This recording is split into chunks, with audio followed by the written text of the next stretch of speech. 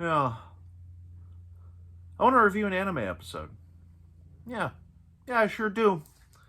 Gonna be talking about My Hero Academia, of course, or for those of you who prefer the Japanese, Boku no Hero Academia. Like, okay, there we go. Are we fine now? So I'll be talking about the newest episode of My Hero Academia, season 5, episode 106 of all the anime, The Unforgiven. For my anime only watchers here, don't need to worry about manga spoilers. I am personally caught up with the manga, but you don't need to worry about spoilers from there. I'm not going to give any direct spoilers or even indirect spoilers. I just want to talk about the episode. Now, that being said, there will be spoilers about the episode. If you're not caught up with the series or you haven't watched this episode, I do recommend you do so and come back.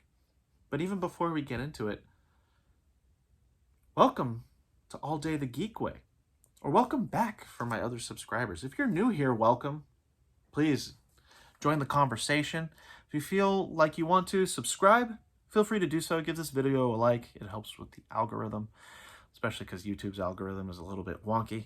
But I love talking about My Hero Academia. I love talking about anime. I love talking about geek things. It's the geek way, of course. So join the conversation.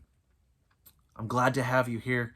And if you make it through this video, I will be so happy. But in the meantime, let's get right to it. Episode 106 of the anime, The Unforgiven. At the beginning of the episode, we see Endeavor several years before. He had just captured a villain. He's being praised by the cops. And of course, Endeavor, being Endeavor at the time, brings up All Might and says, if All Might was here, it would have been done 30 minutes before. That's what you're thinking to the cop, right? That's what he says to the cop. Cop's like, of course not, sir. Don't need to worry about that. And it pans to Endeavor. And this episode really gives a good juxtaposition to Endeavor back in the day and the contemporary Endeavor and the one that we're following in the current anime. And at the time, he was very fierce, very arrogant, very menacing. And this is when we learned of a villain who'd been keeping tabs on Endeavor. The white paint, he has the ability to manipulate white paint, and he goes by Ending. I think that's his name.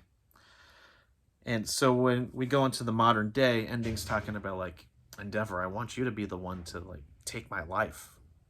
Like, that's one of the decisions I can make for myself is when and how I die.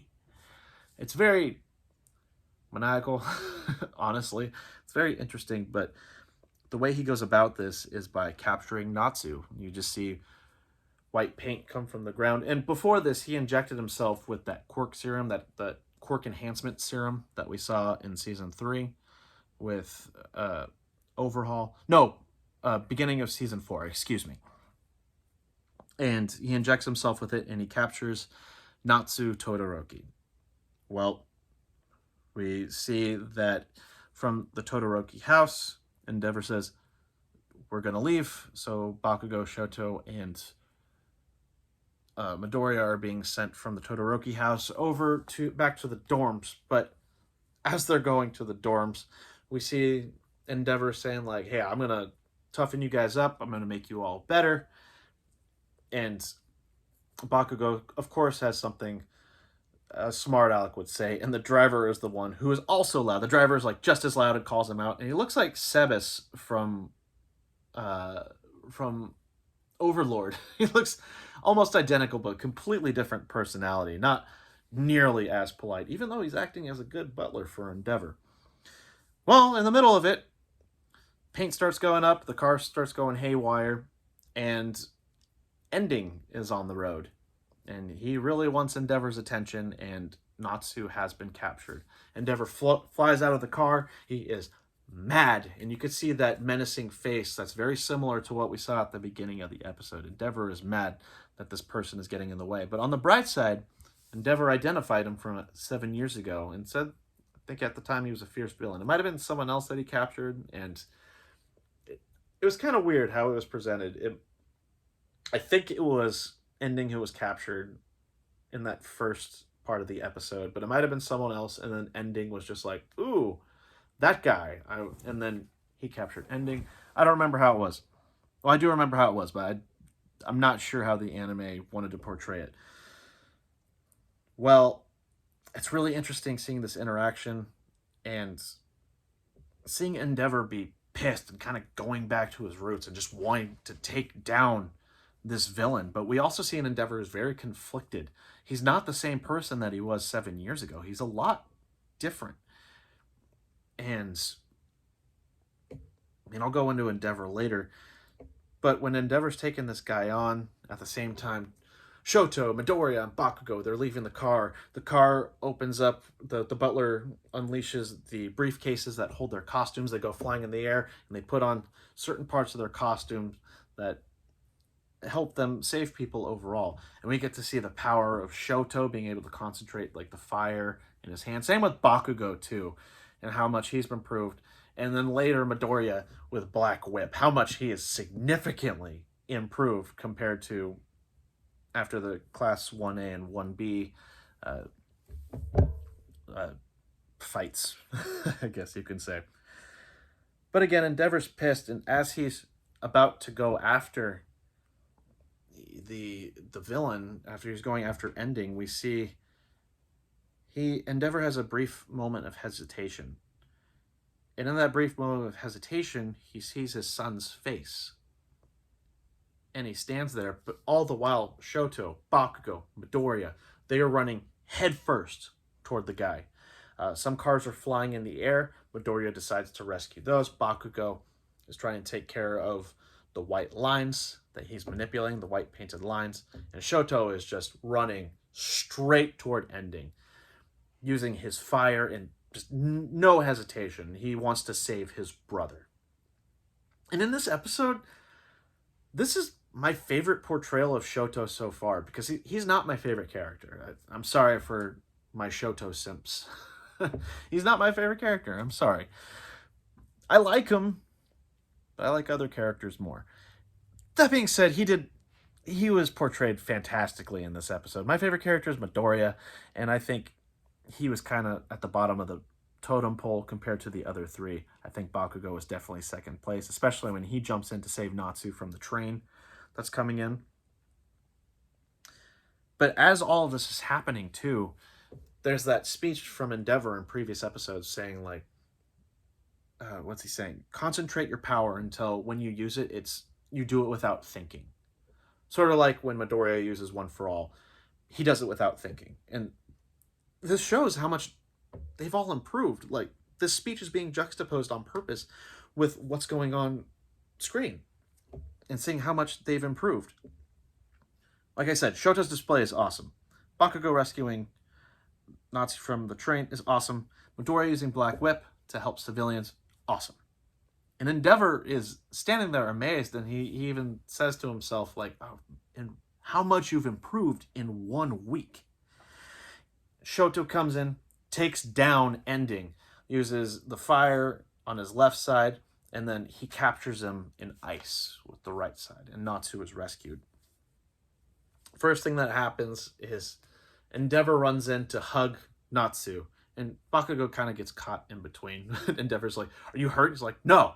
And then starts hugging him again. He's just like, yeah, old man smell, and Bakugo escapes. But eventually what happens is we see a dialogue between Natsu and Endeavor. And Natsu tells Endeavor, get off of me. And it's a very intimate moment for the both of them. And of course, this arc is not just improvement of a character, or excuse me, it's not just the improvement of Midoriya, Shoto, and Bakugo, but it's the progression of Endeavor. And this arc in particular, like, I've loved Endeavor since the Nomu fight. This is where we've seen a tonal shift of the character. I understand for anime-only watchers where you're just like, okay, he's better, but I still can't forgive him for what happened in Season 2. And I don't blame you. I hated Endeavor too. But right now, he's one of my favorite characters. Like, the character progression is impeccable. I'm excited for how the anime portrays more of this character progression. And Endeavor is there talking to Natsu, and he says, you know, the thought was, quote, that if I rescued you, you might not have anything to say to me ever again, unquote. I'm not going to lie, I was kind of confused when I heard that at first. What I was kind of thinking was maybe Natsu would have thought he would have owed his dad something, even though he has such resentment toward his own father. Or maybe that his own father was unworthy of rescuing Natsu, and Natsu just would not have forgiven him because of how trash of a person Endeavor was. I'm not exactly sure what they were trying to get at. I think Horikoshi had good intentions, and I think it was more of a testament to the relationship between Natsu and Endeavor. If there was anyone who was worthy of saving the life of Natsu, Endeavor wasn't that person, and Natsu may not have forgiven him. I don't know how to interpret this so much, but if you have any ideas, comment below. I want to hear what your thoughts are. But anyway, we know that Natsu blames Endeavor for his older brother's death. It's established that Natsu and Toya had a very close relationship, and we've seen it in the past where they're playing ball together in the same field. It's him, Fuyumi, and Toya all playing together while Shoto's the one being taken away by Endeavor. And Natsu, like I said, Natsu blames Endeavor, and he won't forgive him for it. And Endeavor, he says, I'm not as kind as Shoto. So that this is brought back from the previous episode when Midoriya tells Shoto, look, I can understand why you don't forgive your father, but I think you want to. And you're willing to eventually because you're a very kind person. And Natsu says, I'm not a kind person like my brother is. And to which Endeavor says, like, yeah, you are. You are a kind person. You were there for your sister, Fumi, who's longed for a family. And you've been there for your mother, Rei. You've done these great things for them. And this is what I love about Endeavor. He basically says, you don't need to forgive me. I don't need to be forgiven. However, I need to make atonement for everything I've done. And it's true. And this is like, even right now, I'm wearing an Endeavor shirt. I love Endeavor. I love the fact of his character. He, not once does he seek forgiveness. If he was just like, I want my family to forgive me. I'm doing this for my family to forgive me. I'd have a far different outlook on the character. And I wouldn't like him as much. Because that's the reason I love Endeavor is because he's sincere in saying, I want to atone for my sins. I don't need to be a part of my family, but I want to make up for it. I don't need you to forgive me, but I don't want to destroy this family either. And it's okay for Natsu not to forgive him.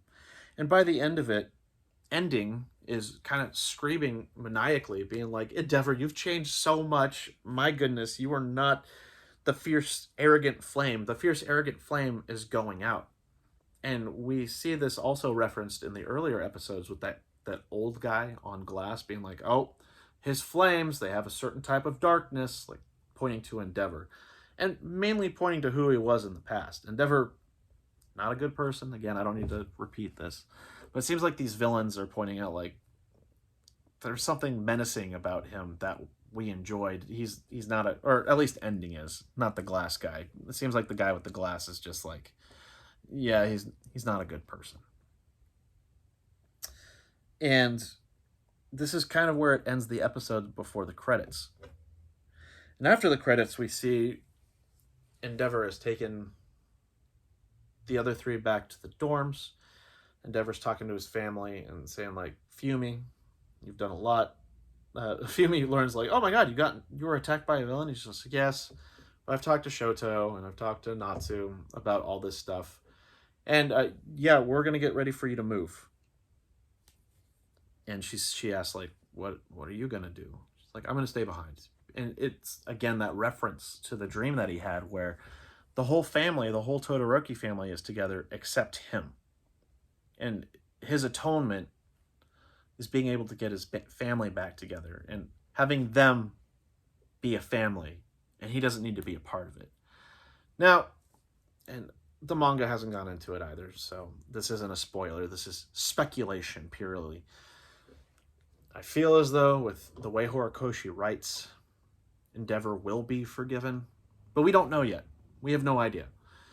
He will eventually be forgiven, and he'll be a part of the family again, but we'll have to see. The point is, Endeavor is putting the needs of his family before himself. And again, I love Endeavor. I love Endeavor so much. He's such a well-written character. Him and Bakugo, and of course Midoriya, but Midoriya's my boy. That's my boy. I love Midoriya. So I'm looking forward to seeing the rest of the Endeavor Agency arc be a little bit more fleshed out. But it seems from the preview we're going to explore all the kids being done with their agency training. And we're going to see, it seems as though Present Mike and Aizawa are going to Tartarus, and they're going to talk to Kurogiri to get some answers. But we'll wait until the next episode to see what happens. I know what happens, but I'm not going to spoil it for my anime-only watchers. So I hope you enjoyed the episode. I hope you enjoyed the review. If you stuck out this long, man, I appreciate it. You don't have to be a man, of course, but there's more of a generality. But I appreciate it so much. And again, if you could, maybe give this a like, maybe subscribe to it, hit the notification bell if you really want to. If you really want to. I'm just trying to reach 100 subscribers, maybe get some of these ideas out there, and just get a community going. We're all geeks. We're in this together. Let's talk about it. What did you think of the episode? Comment below. And also, how did you interpret what was being said about him rescuing Natsu and not being forgiven? What do you think about that? What does that exactly mean? In the meantime, guys, or you don't have to be guys, but in the meantime, everyone, hope you enjoy your day the geek way. That's going to be the end of this video. Thank you so much. I'll see you later.